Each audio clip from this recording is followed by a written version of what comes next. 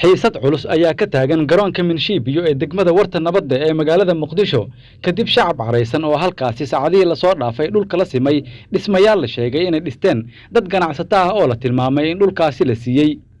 warar iyo xogo dheeraad ah oo ay helayso warbaahinta Himilo ayaa sheegaya in gudoomiyaha gobolka Banaadir uu si degdeg ah u amray in ciidan xoogan halkaasi la geeyo awoodna loo adeegsado shacabkii sida awood lahayd ula wareegay garoonkaasi iyadoo shacab badan la soo wariyay inay isku fidiyeen dhulkaasi si mar kale looga saarin iyagoo qaarkood lagu arkayo wadooyinka gala iyo kuwa ka baxa si ay uga hortagaan ciidamo la filayo inay halkaasi gaaraan saacadaha soo aadan sida ay Himilo xogta ku heshay amarkaasna uu bixiyay duqa Muqdisho Xasan Maxamed Xuseen Mungab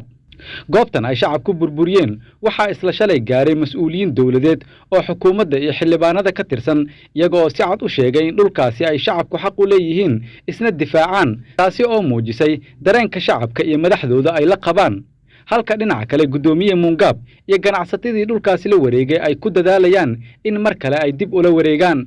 cabsi xoogan ayaa ka jirta xaafadda Xeryaale garoonka Minshiibiyo ee degmada Warta Nabadda taasi oo ku aadan isku dhac laga cabsi qabo inuu dhex maro ciidanka iyo shacabka kadib amar la sheegay in si degdeg ah ugu soo baxay duqa Muqdisho taasi oo ah in ganacsatada dhulkooda loo celiyo halka ay shacabkuna dusha u dhigteen difaaca dhulkaasi oo ay ku doodayaan inuu yahay mid dan guud ah